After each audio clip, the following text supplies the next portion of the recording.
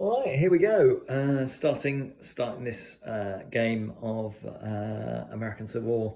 So we've got a major assault here by two Union divisions, 5 brigades against this Confederate position. Let's see how the rebels can do as they try and fend off this attack. The Union troops are going to have 6 ADCs, 1 for each brigade. I'm giving them a bonus one. And then 5 ADCs for the Confederates, following the same logic. Let's roll for activation and see how they do. Not a great start for the rebels here. We've only got 3 ADCs. For the Union troops, we've got a double 6, which is going to grant us an extra ADC, and 5 already. So with that bonus ADC, the Union troops have 6. Let's allocate those ADCs and then roll from right. For the Union forces, we put a fair number of our ADCs on the left flank here. We put artillery assault on the front brigade. The Irish we give a reroll to, and their support brigade we give a reroll to. Those all came off. Over here on the right, we put rerolls on both of these rear 2 brigades to start them moving forward. They both failed, so these 2 rear brigades have gone hesitant, but the front brigade and the cavalry is active. So 2 hesitant brigades for the Unionists.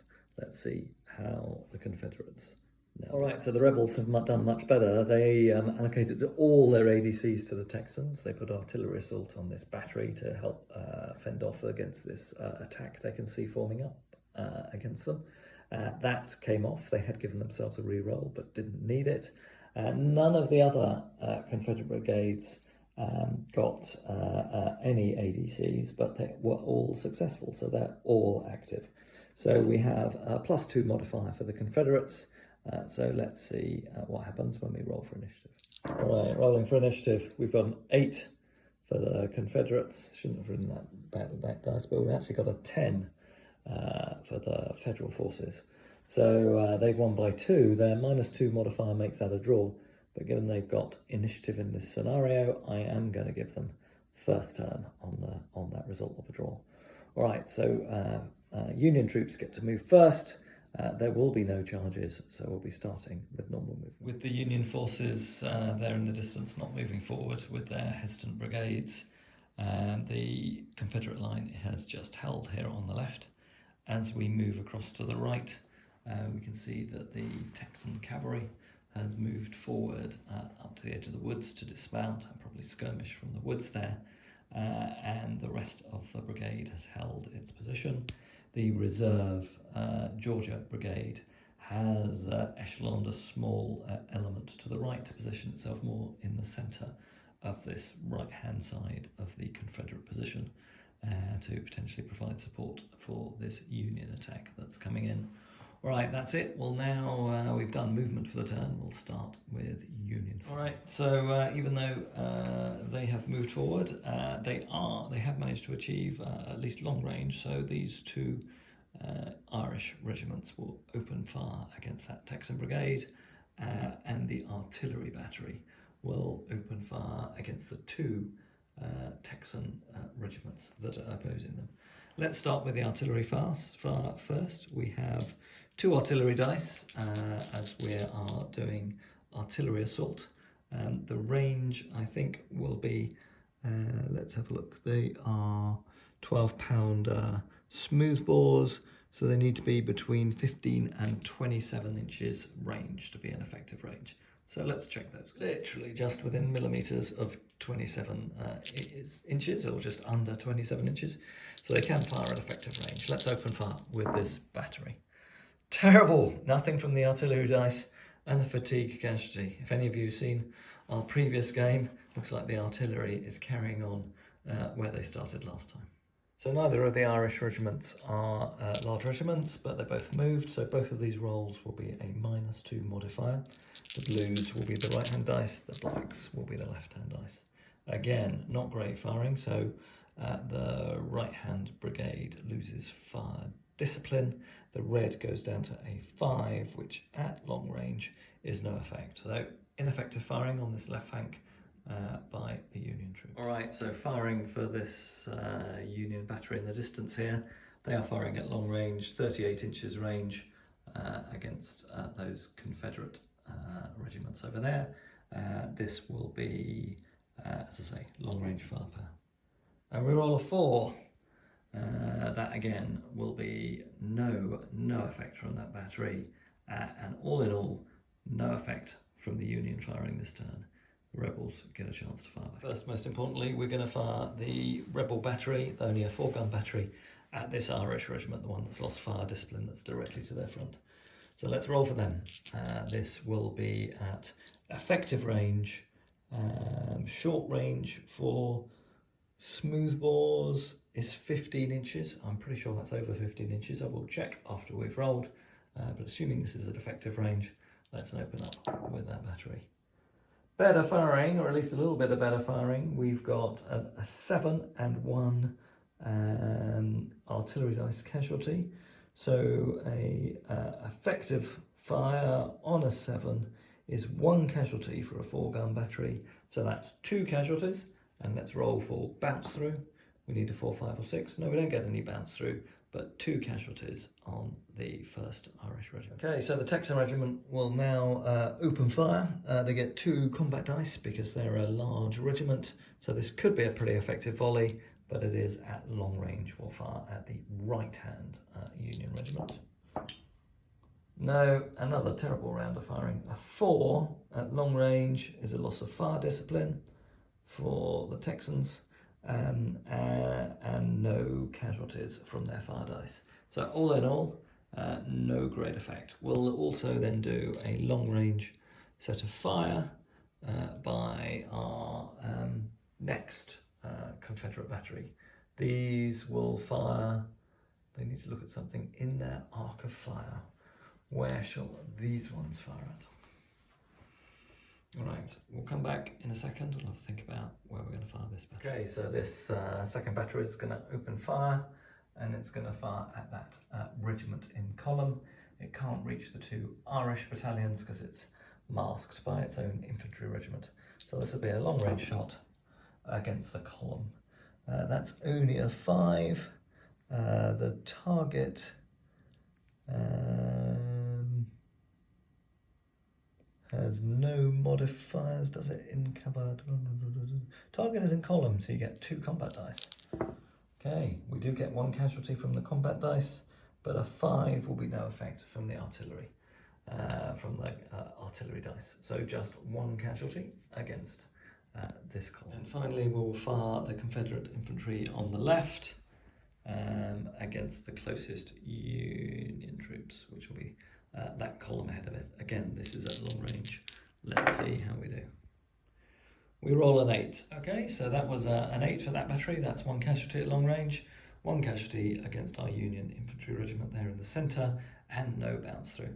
So we've done our first turn. Not a lot of movement over here on the left. The Union have started advancing on the Confederate right.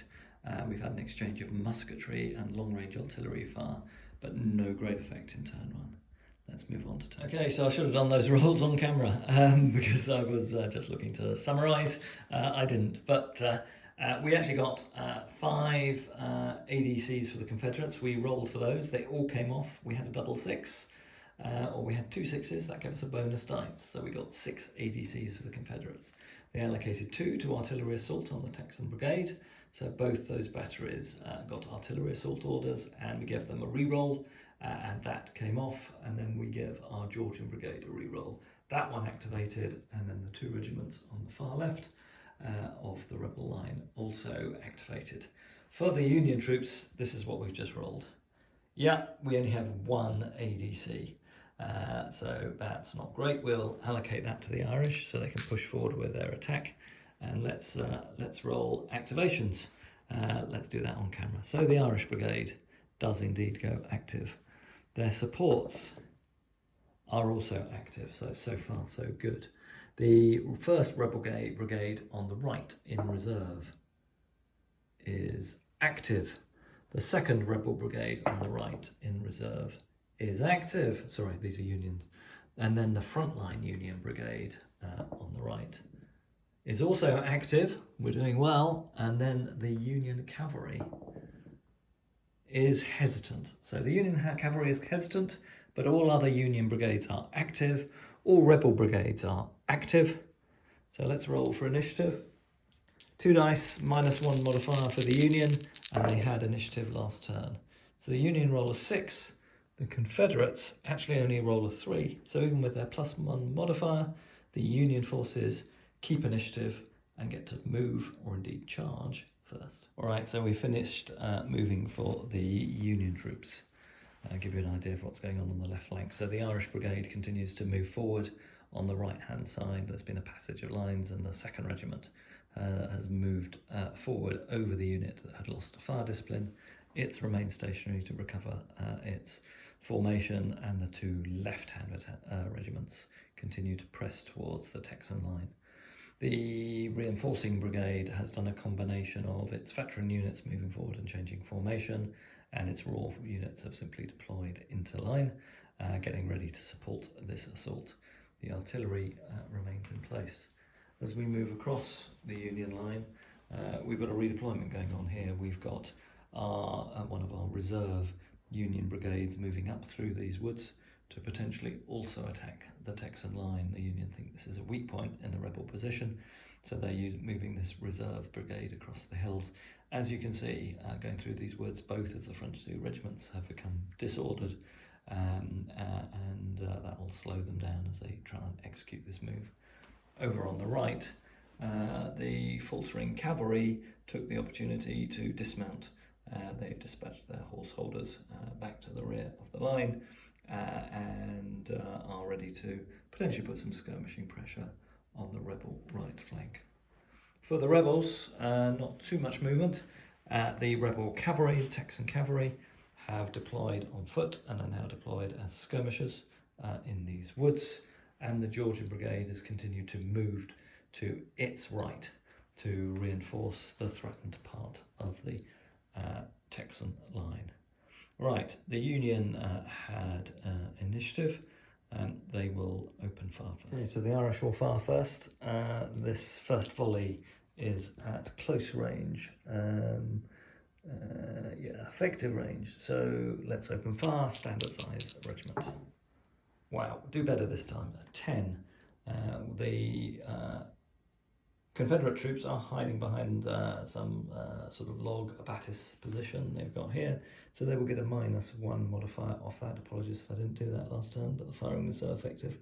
Ineffective, it didn't, I don't think it made much of a difference. So that takes the rebel casualties to 3 casualties and a C the elephant test.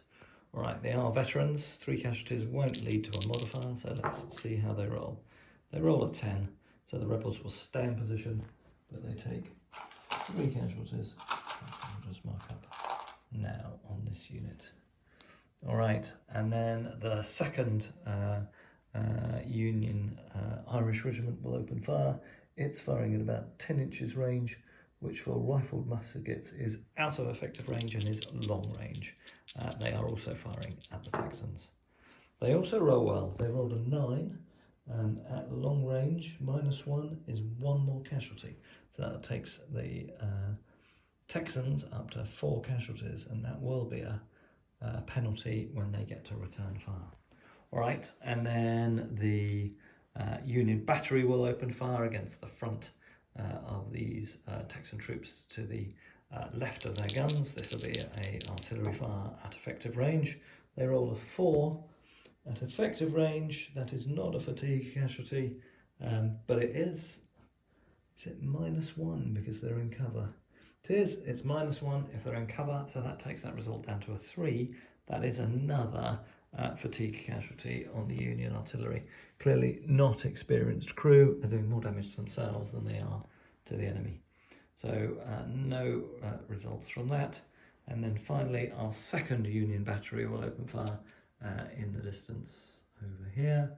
They will open fire against the same targets as last time, the Alabama regiment that opposed them. Let's see what we get.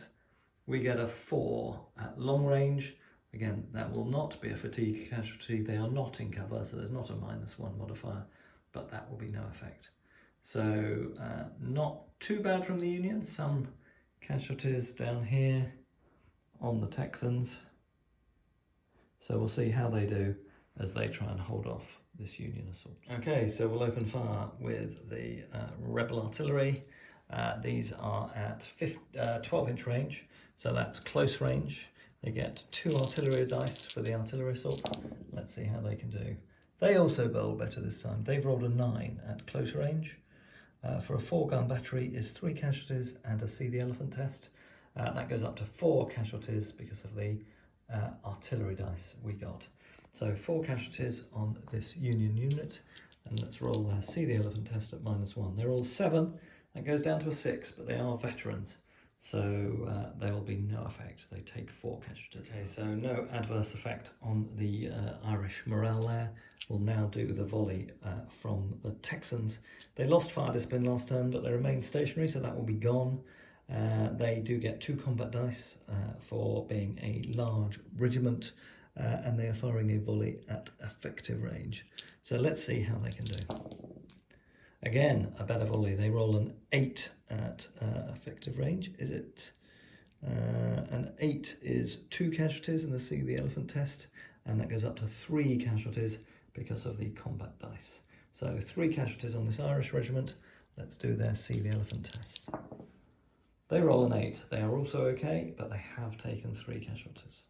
Finally, the Union troops will be shot by the dismounted Texan skirmishers in the woods.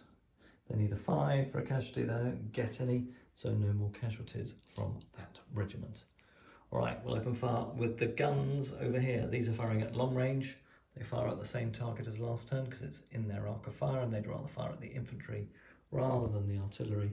Let's see how they do. They do have artillery dice on them.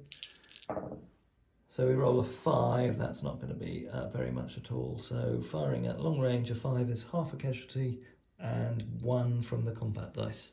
So they might make this up to 2, a 4, 5 or 6. They do. The half a casualty converts to a full casualty. So that's 2 more casualties on this raw Union regiment. Takes them up to 4.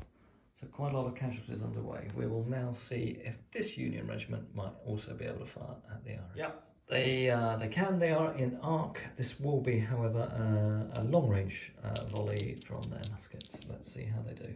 They roll pretty well. They roll an 11 for a long-range volley. Is 3 more casualties and another see the elephant test. This will be a test on -1 for that Union regiment. They roll a 10, so again they're okay. But they're up to 7 casualties now and are really suffering from this Texan firepower. And then finally, our 4-gun battery in the long distance over there will open fire against the same Union regiment. This should also be at -1. So that 5 goes down to a 4. That'll be no casualties, and that'll be it for firing at the end of turn 2. So where are we at the end of turn 2? So pretty disappointing on this Union right flank, no real movement. We've moved some cavalry skirmishers forward, and the Union troops have done something just to pin these Confederates in place, but otherwise no response from the Confederates over here. In the centre, we've moved one of our reserve brigades through this woods and over this knoll to try and attack the Texan line, to support the attack that is going on here on the left. So a lot of activity from the Union on this side, the Irish leading the way with their veteran regiments, tackling these Texan veterans as well. We'll see what they can do. The rebels have had time to move their Georgian brigade up in support, but we'll see if these Union troops can intervene in time to cause a problem. We'll move on to turn. Okay, for the Union, pretty similar result, a little bit better. They got 3 ADCs this turn. They put them on all these 3 brigades, the 2 attacking in the open and the 1 coming over the woodland. They all went active, although 2 of them needed rerolls. My 2 other brigades on the right flank went active, but the flanking cavalry, again, went hesitant, so they won't be moving forward this turn. Let's see how we do with the rebel ADCs. Good result for the rebels, although in General Darmay and indeed Picketts Charge, which we're playing here, it's easier generally to defend in terms of order choices. So we only got 2 ADCs for the rebels this time, and we took a risk, decided to put them without a reroll onto the Texan Brigade. That went off, they activated, as indeed did all of the other rebel brigades without any rerolls. So the rebels have got an advantage again of 1 as we roll for initiative in this third turn. Rebels do well, they roll a 12. They have got initiative, really important. They will get to fire first as these impending assaults come in. But we may well see some charges from the Union troops. Right, so we've completed moves up for charges, and I've done the movement at the same time because I don't think they'll conflict with one another. So over on the Union right, no major activity, but we continue to pour our brigade over this hill. Now 3 of the 4 regiments have been unformed. Unlike General d'Armée, unformed units can still move without penalty. So they will fight and shoot with less effectiveness, but they can keep moving forward. So we'll get them out of those woods and then probably form them up once they're out the other side. Down here, the Irish have charged in. We've got 3 regiments going in, 1 attack and 2 supports. The 4th regiment was not close enough to provide support, and then the 2nd brigade has continued to move forward to contest this. For the rebels, no movement this turn. They're going to wait to see how the Texans do at trying to throw back this assault. So first thing, we'll have a close range volley as the Texans try and throw back this attack by the Irish brigade. Okay, so this will be a normal volley with 2 combat dice and a -1 adjustment because of the number of casualties we've taken. Well, not too bad a volley, very average, 7. That goes down to a 6, so a standard volley. But 6 is 1 casualty and 1 more from the combat dice. So that's 2 casualties on this turn to the leading Irish brigade. You have to put the majority of casualties on the lead regiment and then balance the others. If it's like General d'Armée across the other 2, that means both of those casualties to me go on the lead brigade because 1 would not be the majority of 2, and therefore they pick up 2 casualties. All right, now let's work out that charge result as the Irish try and charge in against the veteran, both sides being veteran, but the veteran Texan defenders of this fence line. Before we do that, I haven't done all my defensive fire. So the artillery battery is also providing support. It has got one of the charging units opposite it, so it will fire at close range against that attacking regiment.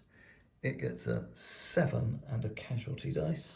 So 1 casualty dice casualty. So a 7 for artillery at close range.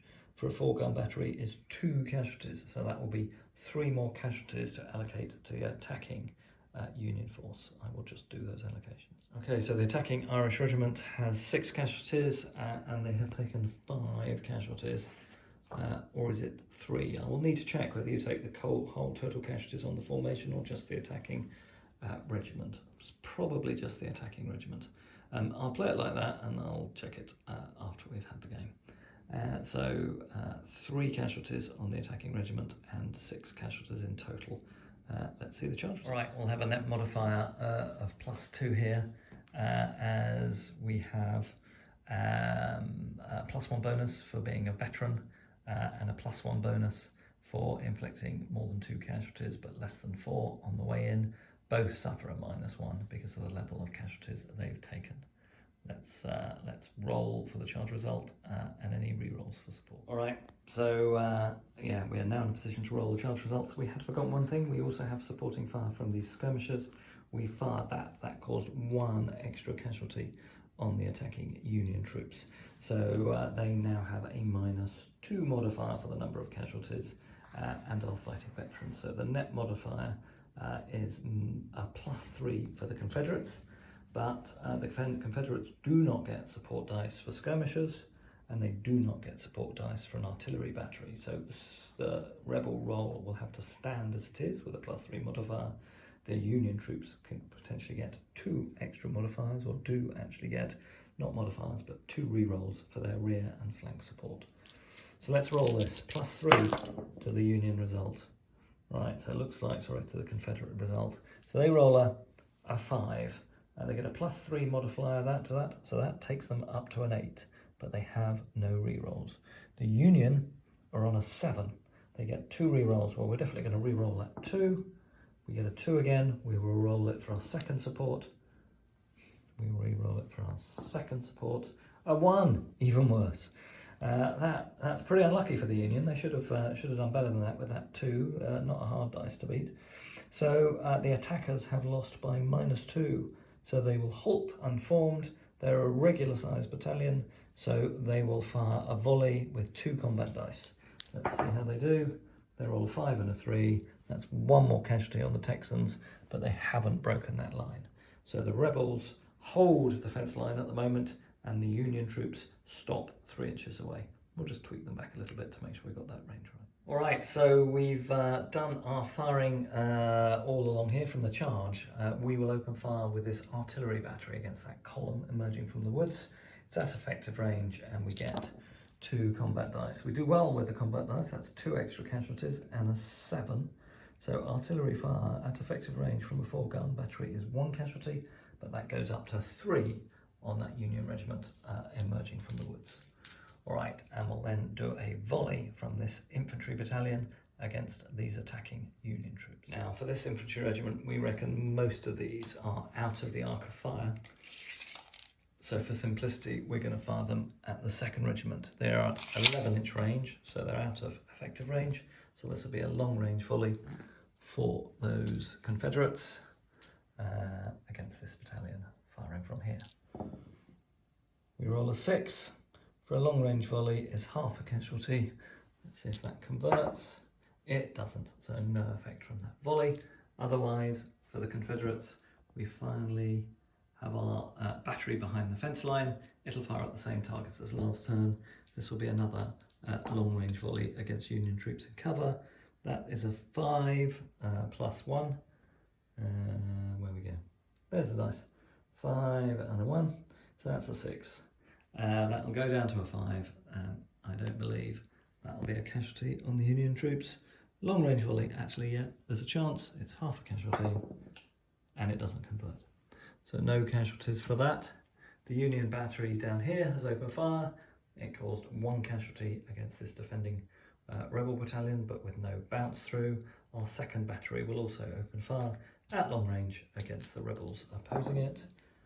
They roll a 6. That'll again be half a casualty, which doesn't convert. Long range artillery fire really doesn't do too much in this set of wargame rules. All right, so there we are at the end of turn 3. Still a lot of action going on this left flank. The rebels have not had to commit their reserves yet. The Texans are still holding this line. There's a lot of firepower here. The Union are starting to bring their 2nd Brigade in. I think they'll be very dependent on what ADCs they can get, whether they can get a forwards order on that brigade, whether they want to do a passage of line and assault with their 2nd Brigade, and perhaps pull the Irish back for some recovery. We'll see what those choices are as we do turn 4. All right, turn 4, we've rolled for ADCs and allocation. Unfortunately, our Irish Brigade has gone hesitant despite a re-roll. And although the brigade behind it is active, that will give us a problem. Maybe time to withdraw the Irish, take the hint, do some reforming on them. We have managed to get a forwards order off on the brigade that was advancing across the hill, and our other 2 Union brigades have also gone active. For the Confederates, both the brigades on their far left flank went hesitant, and they did deploy their 3 ADCs that they successfully rolled up. Over here they've put Glory on the Texas Brigade, and again put Artillery Assault on, and that went off over here. Alright, so we've got a +1 bonus for the Union, as they only have 1 hesitant brigade. But looking at that roll, Confederates have got initiative for this turn. Confederates to move first. Alright, I'll correct that. We don't actually have Glory in Picketts Charge, unlike General Darnay, so we can't allocate that. So we had 3 ADCs allocated to this brigade. It did go off successfully, so we'll use it as a morale roll instead. So we'll take off that artillery assault, and we get D3 casualties back on this Texas brigade, and we actually get 2 back. So that takes them down from 5 to 3 casualties. All right, there we are, but the Confederates still have initiative, and they will get to move first in the 4th turn. All right, so we've had quite a lot of movement on the Union side. The Irish Brigade that was attacking the Texans, they've taken 7 and 8 casualties on their 2 lead battalions. They were hesitant, so we've pulled them back. They've pretty much they all have gone unformed as a result of doing their retire move. But when you retire, you can move through friendly lines as long as you don't end up on top of the enemy unit without unforming them. So They have gone unformed themselves, but pulled back for their artillery, and they'll try and recover some casualties, while the 2nd Union Brigade now goes in to try and assault. The 3rd Brigade that was coming through the woods actually had a forwards order. It has successfully moved itself out of the woods now, although most of those regiments are unformed. Over in the right, the Union advance over there has finally kicked off. The 1st Brigade moving forward from the gun line, and the 2nd Brigade swinging round to look to attack potentially through this gap here, while that brigade holds off the rebel forces over on the rebel left flank.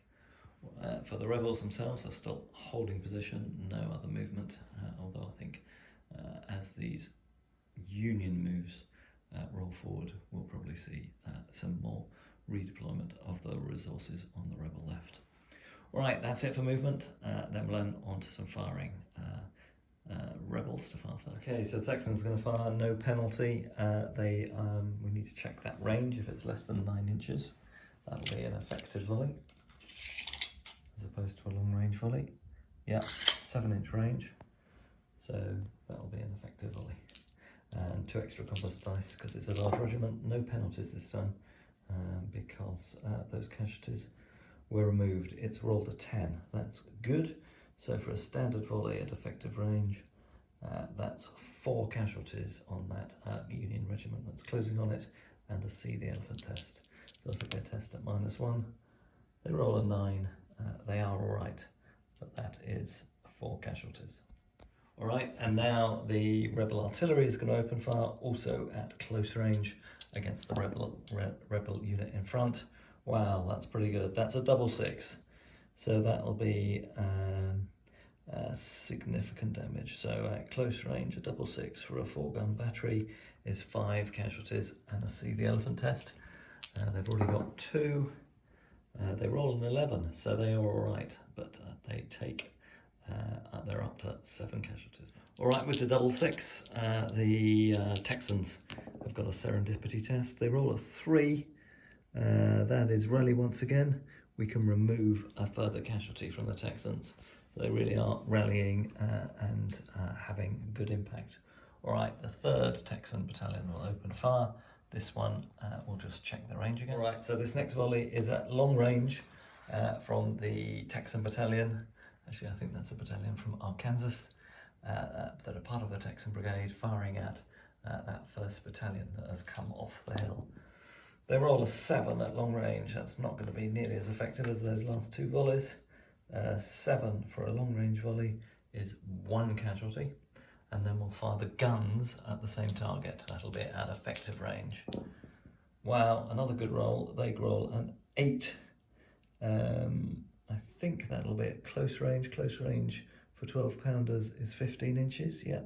So 8 at close range is 3 casualties and a see the elephant test. So there's 4 casualties on that unit and a see the elephant test. All right, let's roll for their see the elephant test.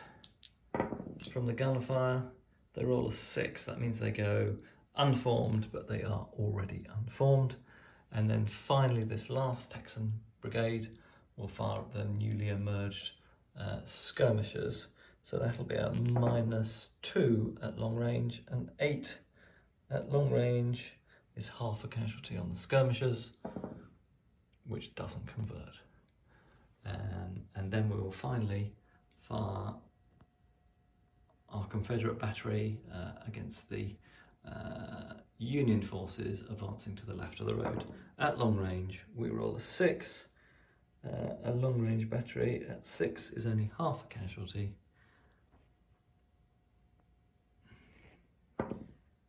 We roll a 5, that converts to a 1 casualty, and let's see if we get a bounce through. We do get a bounce through as well. So that's 2 casualties on the Union forces over on their fire. All right, we'll now do some return fire from these Union forces. Firstly, we'll fire at the skirmishers in the woods. That'll be at -3 from this small battalion. At close range, they roll a 7. They moved, so that goes down to a 5, and they're firing at skirmishers, so they lose fire discipline. This brigade has taken 4 casualties. We'll fire at the Texans. Charlie, you couldn't get me some smoke, could you, so I can put fire discipline down? Right, they roll a 9. That's a better result. That goes down to an 876 because they moved and they're firing at someone behind a fence. That is 1 casualty on the Texans, so they're back up to 4 casualties. Right, this 3rd Brigade will fire at these Texans over here. Again, that's at -3. They lose fire discipline as well. All right, so this new wave of Union infantry has all opened fire, but to no effect. The Union skirmishers have opened fire. They caused 1 casualty on the Texans opposite them. All the Union artillery is now masked. So at the end of turn 4, we've done a rotation in place. A new Union brigade is going into the attack. The Union Irish brigade will try and cover some casualties. Our 2nd attacking brigade is moving forward. It'll look to reform and attack the Confederate lines. We've got a 3rd brigade about to advance also against this central position for the Confederates, and a pinning attack going off on the right. So a lot going on as we start turn 5. All right, for turn 5, the rebels have rolled for initiative. They only got 3 ADCs, but have successfully activated all of their brigades, and they again put artillery assault on the Texans to help hold this defensive line. The Unionist troops have done well. They've got 6 active ADCs. We'll just do their allocations. Okay, for the Union, reasonable success. They used most of their ADCs for activation dice because they wanted to try and maintain the initiative. Unfortunately, their Irish brigade, despite having a reroll, failed its initiative test, so it has gone hesitant. Not too much of a problem because it will spend this term reforming, so not a major impact on the operation, but not great for their initiative roll. So let's see what we do. We roll an 8 for the Confederates. That gets not modified, but the Union troops roll a 7, -1 is a 6, so the Confederates have initiative for turn 5. Okay, so we've got some charge moves down here on the right flank. So the 2nd Union Brigade that was supporting the Irish has now moved forward. Its 2nd line regiments have done passage of lines and charged forward against the Confederate line. I will need to check to see if they have to take an unformed test. I know for normal movement through a line you don't have to take a test, perhaps you do for charging, so we'll just check that. So those 2 front battalions have done a passage of lines with the regiments that were in front of them, allowing them to form up. The regiment down here facing the skirmish in the woods have charged the skirmishers, and the Union troops have come barreling forward off the hill and gone into the teeth of these Texan artillery on the left of the Texan brigade. We'll see how they do, supported by some skirmishers also moving up on their flank.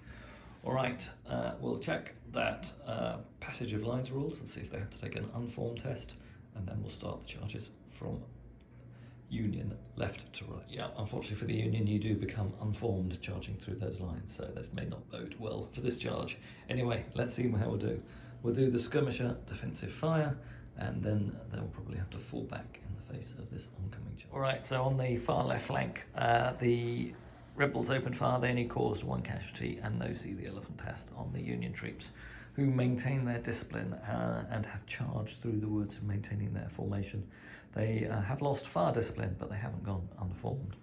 All right, that's going to cause problems now on the flank of the rest of the Confederate line. Let's see how the Texans do. They will do a defensive volley against this charging Union brigade, and their artillery will also open up. All right, so Texans will open fire against this charging veteran Union unit. They are at -1 on this dice roll because of their casualties. Wow, again they roll well. That's an 11.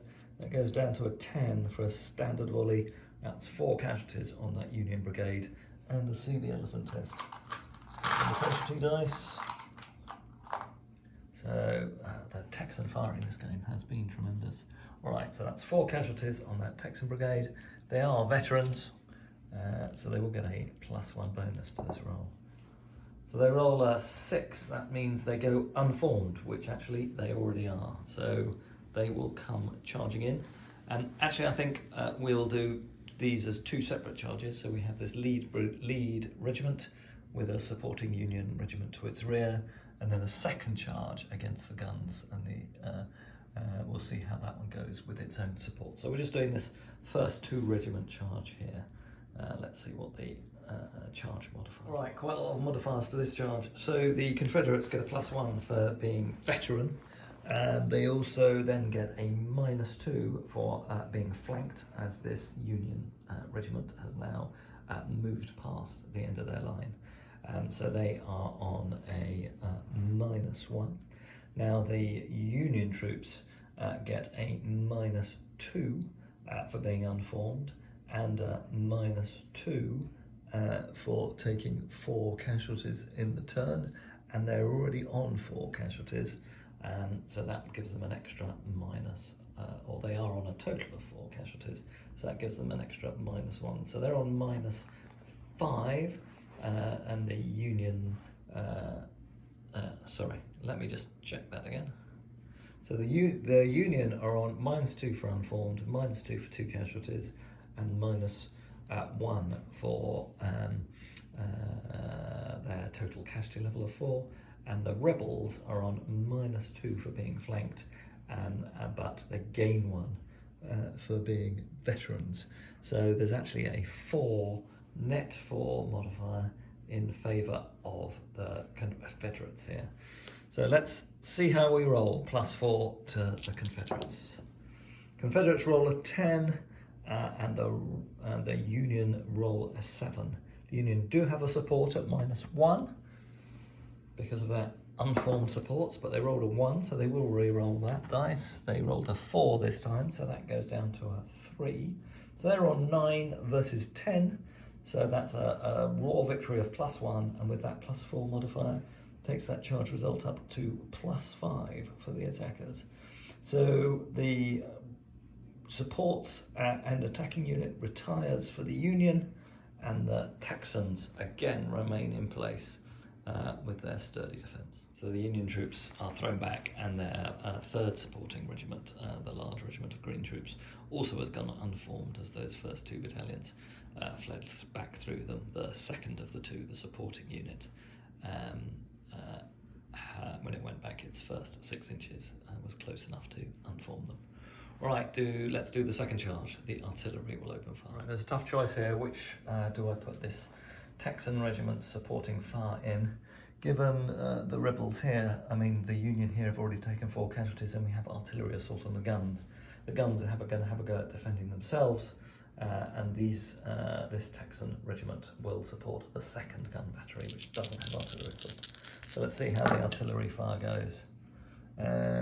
We get an 8, and with 2 extra combat dice. Okay, so again, they've done pretty well. So at close range, an 8 for a 4-gun battery is 3 casualties, so that goes up to 5 casualties, and a See the Elephant test on the attacking Union troops. Let's roll their See the Elephant test with 5 casualties. This will be a result of -2 on this roll. That goes down to a 2.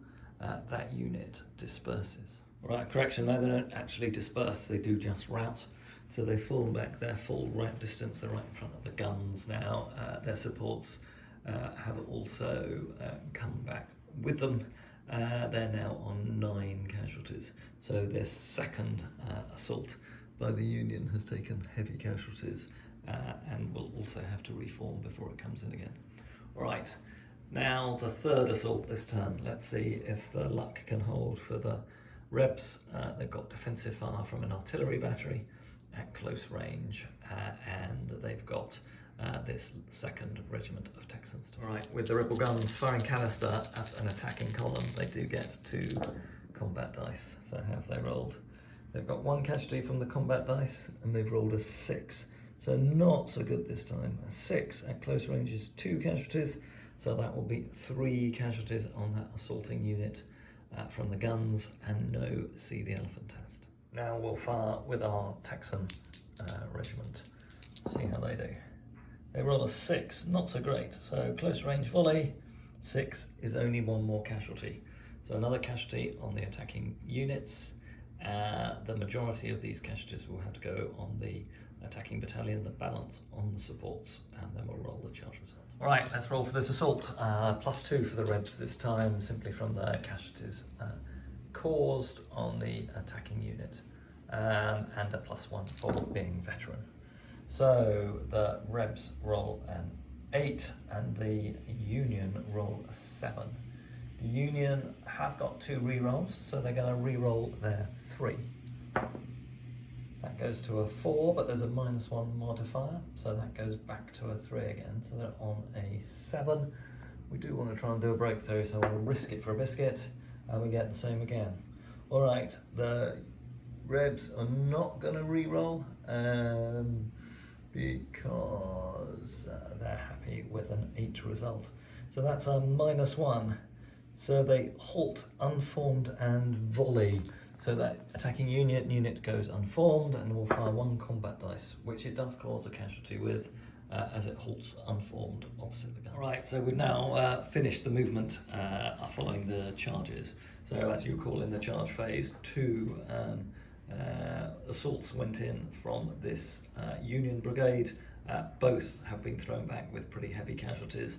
The Texan artillery and infantry regiments causing serious casualties on their attacking formations. The Union did have some success. They've pushed through the woods here and driven off the Texan cavalry skirmishers. In response to that, in the movement phase, the Georgian regiment has moved off the hill and will now be putting some fire into those Union troops on the edge of the woods.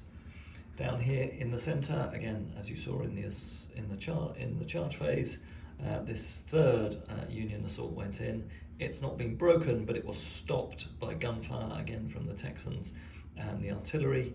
The final Texan regiment in the front line has wheeled a little bit and will do a volley into the now stationary Union troops to its front.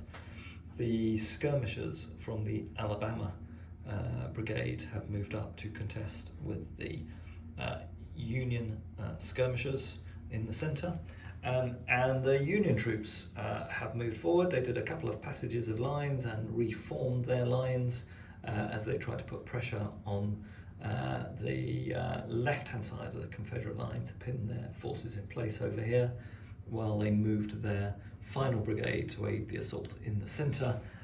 In response to that, the Georgians and the Louisiana brigade have decided to go on the offensive on this flank and try, with their numerical superiority they have here, to break this element of the Union attack, as at the moment it looks like the right flank is holding more than well enough.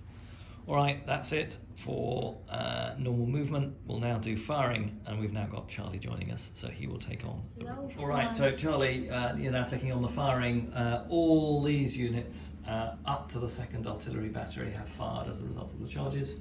So you've got that final Texan brigade. They have moved because they had to swing around a bit to get an arc of fire to go into that, either the skirmishers. I think this is more or fair. yeah, that's why they wheeled, was to have a go against that unit that was stopped. And you're not a large regiment, so this will just be a normal volley at -2. Yeah. So that goes down to a 5. I think that's just what I think just check the range. See if it's 9 from the middle of your flag to the closest point of the enemy unit. I think it will be 9. Yeah. Okay, so that's a close range volley. What was the adjusted score, Charlie? It's 5. Okay, so that's 1 more casualty on that attacking Union brigade.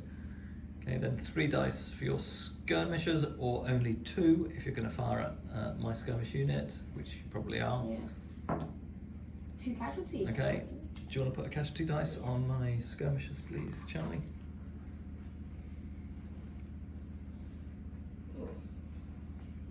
Otherwise, I think the only remaining firing might be your battery on the road on the left-hand side. Charlie, what do you want to fire that at? So they'll fire at the centre regiment. Yeah, with the unit behind it. Okay, Yeah. they're at effective range, so no modifiers. You've got no casualties, I don't think, on that gun, have you? Okay, so 2-gun battery. What have you rolled? You've rolled an 8. So at effective range for a 2-gun battery, that is 2 casualties. Roll a d6 for a bounce through. Nothing. Okay. I don't think there's any more firing this turn. Anything you can see, Charlie? Maybe up here. No. Oh yes, yeah, that's true. Yeah, the Georgians who came down as reinforcements. They moved, so they can do a volley at -2. You need to check the range for. It's the exact. It'll be the Yeah, exact same. check the range. I think I did check it actually before you came down, and I think it's less than 9 inches from the flag to the closest part of the enemy unit. Yeah, 9. So that's a close range volley then.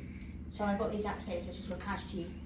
No, because it's what was it? No, it's close range. Yeah, so it's just casualties, isn't it? What with an 8? No, I got a 7. Oh, with a 7 is 2 casualties. All right, that's it for the rebel fire. All right, that's it for this turn. We'll move on to turn 6.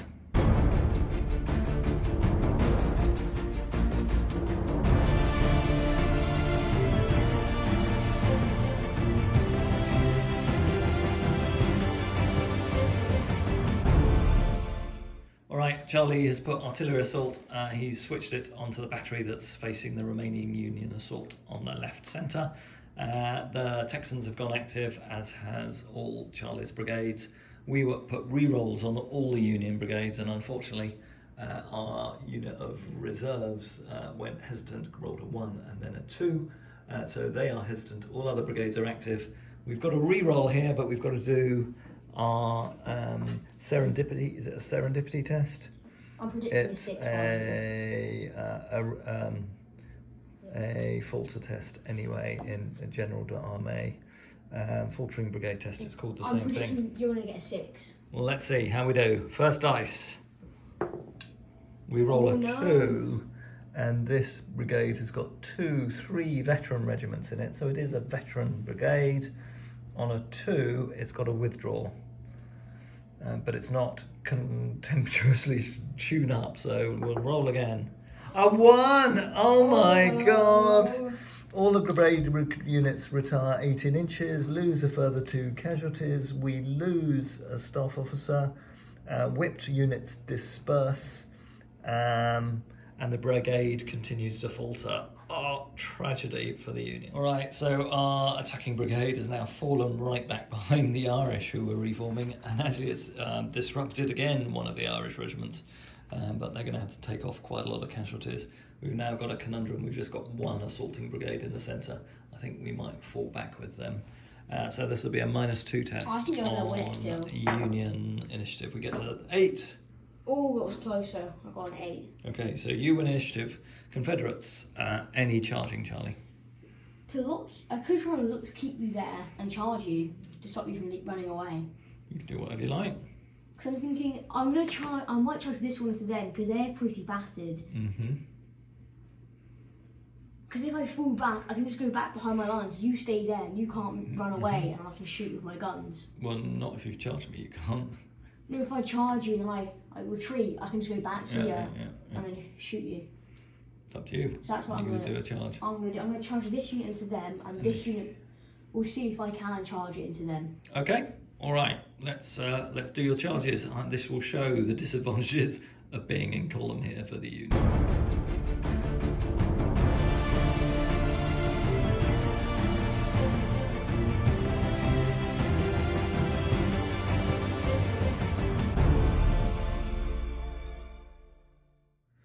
Charlie, true to his normal form, has gone naturally aggressive here, so we've got to charge in. So 2 regiments of Texans have charged in here on the right flank of this attacking Union formation. They got over the fence and remained formed. Unfortunately, their colleagues on the left flank, although they have successfully executed their charge, went unformed, going over the fence line to attack the Union troops. The Union's forces on the left will get a defensive volley. But it'll only be 1 combat dice because they're in column. The other one, I think, are flanked, so that will not be good. Let's do their defensive shot. We do roll a 6, so that'll be 1 more casualty on the attacking Union forces. Right, now let's do the charge. Right, let's roll the charge. Being unformed and taken 7 casualties, this is a +3 modifier for the Rebs. Well, we do pretty well. What do you get, Charlie? I got 11 overall. You got an 11, we got an 8. So your 11 goes to 12, 13, 14 against 8. No, overall I got an 11. Oh, what, with your +3?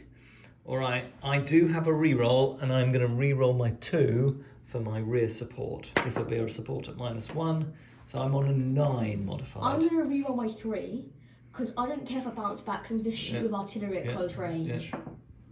That's not too bad at a 1. I got a 6, so +3 is a 9. So you're on a 9 and I'm on a 10. So you have lost by 1. So you halt unformed, so could you unform your front battalion and you fire 2 combat dice into me. 2. And you cause 2 more casualties. They're not in a great shape. They're not I in have done great my shape. objective of stopping you from moving. You have. All right. And now your charge on the other flank. You are... I think it's just going to be a straight roll-off because I'm unformed. Actually, I should have got an extra modifier, but we won't worry about it. We'll do it on this one because I am veterans. So I get +1 and I am not unformed. So I am on flanked. +1, but I am flanked. So that takes me down to -1. You're unformed, so you're on -2. So it's +1 to the Union this time. An 8. And a 6. I will... What will I do? I'm not gonna re-roll at this stage. You gonna re-roll anything? I can't. You're not gonna re-roll. You haven't got any supports. All right. So you've won by 2. Yeah, I will take that. So you halt and you volley. It's only 1 dice, isn't it? It'll only be 1 dice because you're unformed. Nothing. You don't do anything. Okay, that's it for the charge. Everything's standing off and volleying one another. Right, turn 6 movement. The skirmishers have reoccupied the woods. We forgot that unit was part of the brigade that had failed its Falter test. So they've fallen back and joined that rest of this unformed mass at the back of the Union line. Otherwise, Charlie has swung some of his Georgia reserves to potentially support the position of the Texan troops who've done their charge this turn.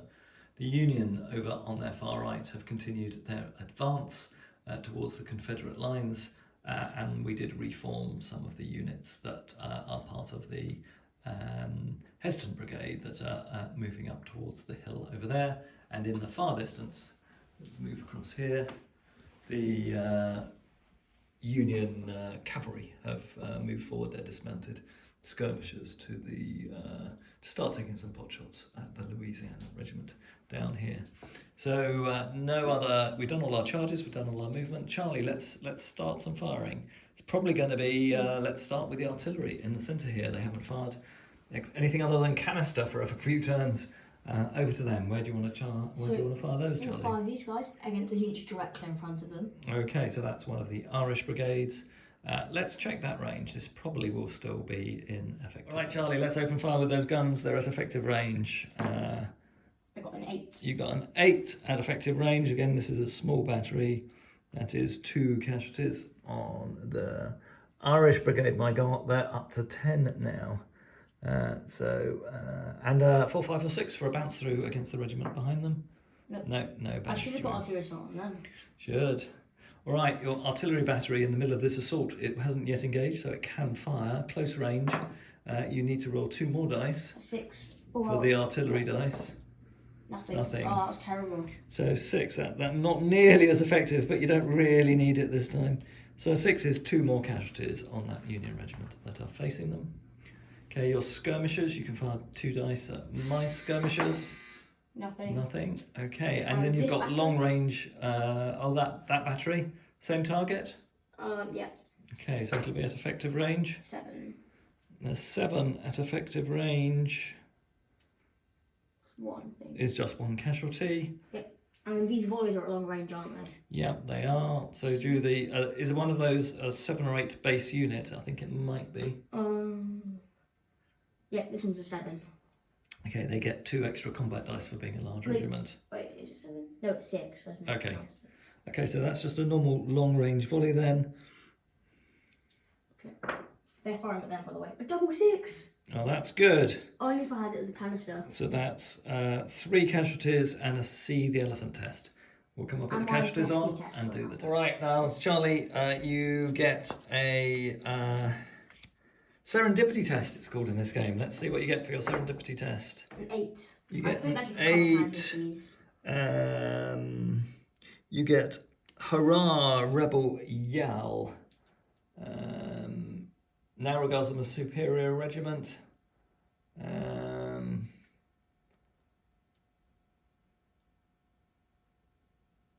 +1 to each 2d6 rolls until the unit retires or whipped. So you've basically got a bonus of 1 on all 2d6 rolls, including formation test, firing, and see the elephant tests.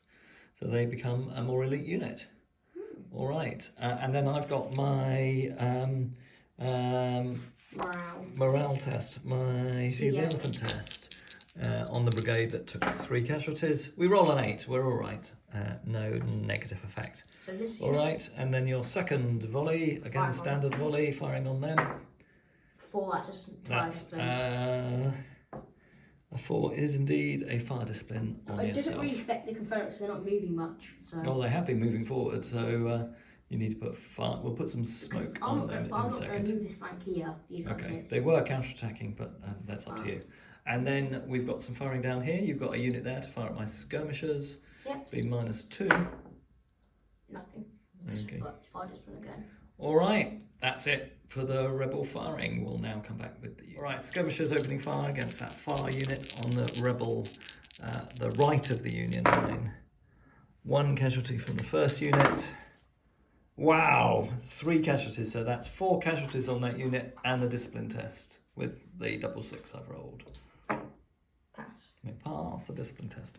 All right, a long range volley at -1 from my brigade on the line here. That's a 9. Goes down to an 8. That's 1 casualty on that rebel unit that's lost fire discipline. We'll fire the next brigade on the next one. That's a 5. That'll be nothing. And then my third brigade. Actually, these should be at -2 because I moved forward, didn't I? That would be casualty still. So that I'll check that one in a minute. So that would be a 5, which is half a casualty. That is a casualty on that unit over there. Right, so finally the chance for my artillery to do something. They're now back in the game. They're only on 2 casualties, so they can fire at full effect.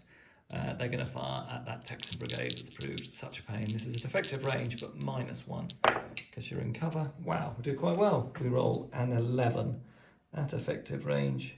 -1 is down to a 10. So that's 3 casualties and a see the elephant test on the Texans, please, Charlie. They're fine. Okay. Are they fine? Is that what did you roll, Charlie? 10. A 10, yeah, they're absolutely fine. All right, that's it for turn 6. Let's roll. So Charlie's done well. He got all his ADCs. He's activated all his brigades. He put artillery assault on the one to cause me maximum pain with my beleaguered brigade in the centre. And just to wind me up, he did a rally activation with 3 ADCs on the Texans without a reroll and pulled it off. For the rebels, for the Union troops, where did we get to, Charlie? We were rolling for those, and I've sort of lost track of it. Done all of them were active except the Irish. Yeah, so yeah, all brigades are active, including the cavalry. The Irish went inactive, and we have 2 ADCs again allocated for my falter test. That's not. I thought that Irish are going to be faltering because they're so close to the board. So they can't go behind anything, and they've got 10 casualties in their front brigade. Yeah, so it doesn't take too much for you to break the Irish as well. Let's roll for the faltering brigade. We get a 3. They would go off the table if you... They would go off the table, so we have to roll again. We get a 5. We might be right. Charlie's got initiative. He's charging again with the same rebel brigade against my mass in the centre. Go over the fence again? No, they're already over the fence, so they only had to do that these once. These guys can't because they're unformed, can't. No, in this game you can charge with unformed units. They just fight less effectively. I've got to do it. Yeah, because you're in my flank. You don't need to move them because they have to stop 3 inches away anyway. It's better for me than there because they can move back. Any other charges from you, Charlie? No. No. If you can't spot any.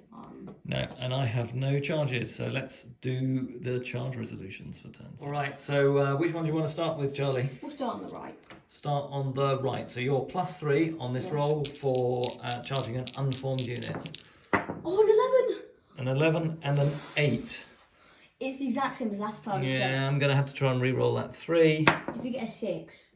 I get a 3, and that doesn't change, except it's now -1. So I'm now on a 7, and you rolled an 11. Yeah. So you've broken me.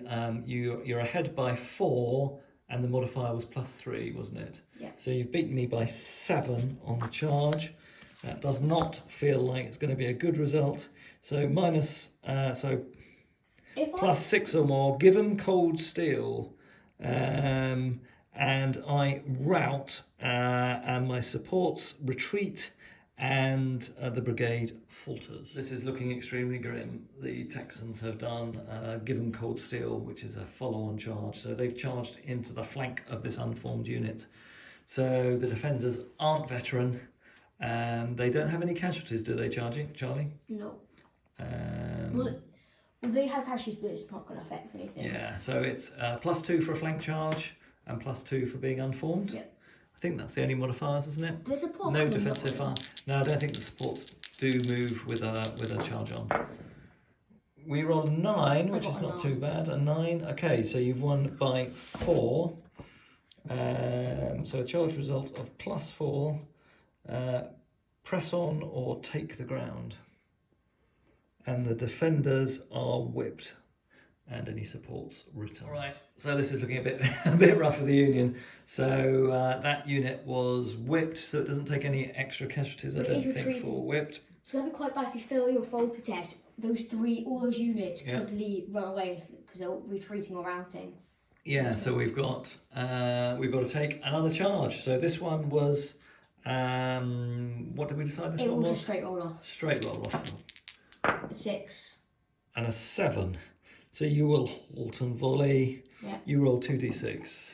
So casualty. Yeah. So you're on 7 now. With artillery assault right in their front at close range. Yeah, that won't be good. Hopefully you'll kill them. Although there's a risk your artillery goes straight through into the back of your own unit anyway. But I'm sure the guns will fire at those Union troops. All right, we're on normal firing. Charlie's going to try and break the Irish by doing more casualties on one of their brigades. Effective range from this gun. Oh, not great. A 4, that's nothing at all. But they're probably staying there for another turn, so I'll have another chance. You might do. And then your battery with artillery assault against that poor Union unit that's been hammered. Okay, that is showing the black dice got a double 6 and it's got a 5. So it's 2 casualties. 5, and a 5 will do 1, I'm sure, at close range. Yeah, so 3 more casualties on that unit. Okay, so they're on 10 now. All right, so they're very nearly broken. I think they should run away. Your skirmishers can fire at my skirmishers, 2 dice only, if you want to fire at them. Yeah. 1 more casualty. And if you get a falter and they have to go like 9 in, if they're within 9 inches and have to run away, would they just disperse because there's too many units around that? Possibly, yeah. I think we might really like that. And then you've got some long range fire from your These guys infantry. didn't move, so it's off. To take their fire disciplines off. Oh, we didn't do movement. Ah, that's true. Because it was all charging down here. Okay. Yeah. Could you do this because I'm not going to move up here, so you might as well just finish off my fire. Yeah, and I think I was just gonna. I think I'm just gonna hold my position on that right flank at the moment. Okay. So these guys firing against them. Get an 8. Okay, at long range. Mhm. That's 1 casualty. Okay, these guys against them. Yeah. This is a 4. That's just 5. Nothing. This artillery. Yeah. That's at effective range. 9. A 9 is at 2-gun battery is 2 casualties. Let's come on up. Right, we completed firing 1 or 2 casualties, of course, from one another on that left flank, but the sides are sort of standing off and firing at long range, so not too much effect. Now, definitely time for the Union forces perhaps to use a bit of a pause in the game to reform. Let's do turn 8 and ADCs. The Union still have a faltering brigade on that hill to sort out. Not too difficult. All right, so Charlie's put artillery assault on his battery in the centre and has taken a couple of casualties off one of the units on his far left flank, which my skirmishers had caused a lot of casualties on.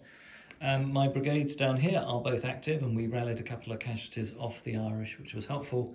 But our brigades in the on the right are hesitant. The ones who could do the most were hesitant, basically. Yeah, so most important thing is our next faltering brigade test. So this is for the unit on the hill that still has that 1 battalion or 1 regiment surrounded and out of command. So I put 2 dice on them. So we roll a 2 They need it. and a 6. They are pay orders. At least a bit of good news for the Union before I think they might fold another again attempt. next time. All right, we've completed movement. My brigade here that was getting wrecked, we've pulled back behind the hill because one of those units had taken 11 casualties, and Charlie was eyeing it up for a long-range artillery shot to try and get another falter on that brigade. So the whole brigade has pulled back behind the hill and will reform. Our reserve brigade here was hesitant, so it's not been able to move forward, but it has at least managed to shake itself out into line. Otherwise, our units on the right will continue their long-range exchange of firepower, and down here we've moved the Irish into skirmish line to try and protect them from the artillery hammering they're getting from the rebels. All right, over to Charlie for some firing this turn. Where do you want to start? Okay, we'll start with Why don't we start this left to gun right? here. Yeah. What are you firing at, Charlie? The same? Yeah, the ones in skirmish. Okay, so it'll be -2 to hit. So these are the Have you got artillery assault on them? these Yeah. are fire. So I get an 8 and an extra casualty. Okay, so an 8 goes down to a 6 at effective range is 1 casualty, so that's 2 casualties. So the Back on 2 it. I rallied off this turn are back on it, so still in a Now precarious this one state. here, Yeah, I'm going to fire a 6. at close range. It's 2 casualties They're gone. on that unit, so that'll be another falter test. They're small units, On well they my should go brigade. over. Right, that was successful. That unit's been shattered. That does mean the brigade I was protecting from falter indeed falters this turn as it loses that These guys battalion. here, can they fire at the skirmishes? I think they're probably out of arc, Charlie. So you can fire your skirmishes at me, but 2 dice only. 1 casualty, so I'm Okay. 4 now. Okay. And then the volleys up here. So these guys volleying against them is fire discipline. Okay. I'm sure because you're hesitant. Will they fire a -1? No, don't think you've got a modifier for being hesitant, but I will just check. I'll fire this unit here against them. Yeah. They get a 7. At long range is 1 casualty. Okay.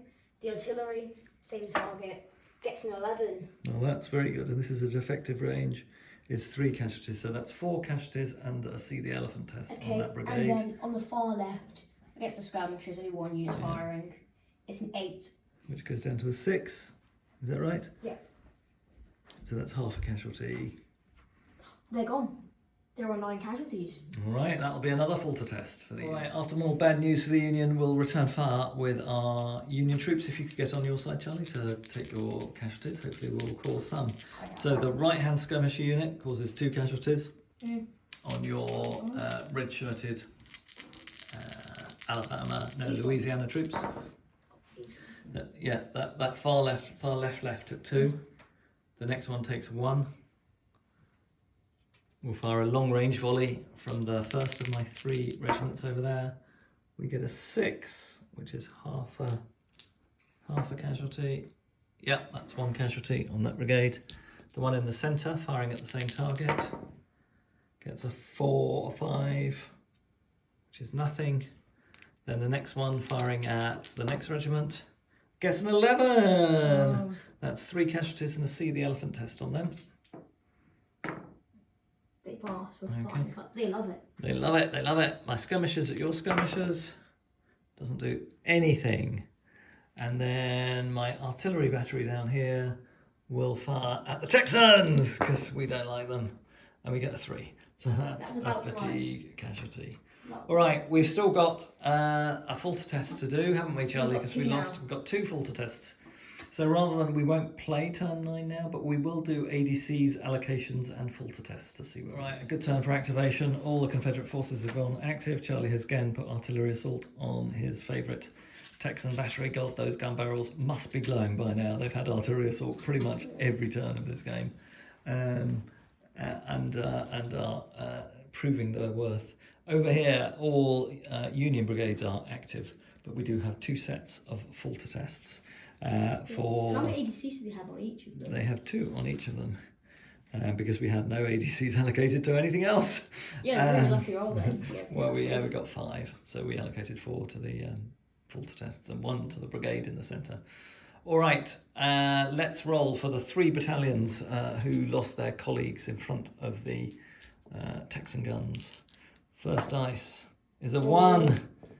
Second dice Oh, is a it's the 6. exact They same. obey orders, the exact same thankfully. as last And the time. brigade on the right of the Mexican If you get a 6 again. Union line And a Oh 6 my again.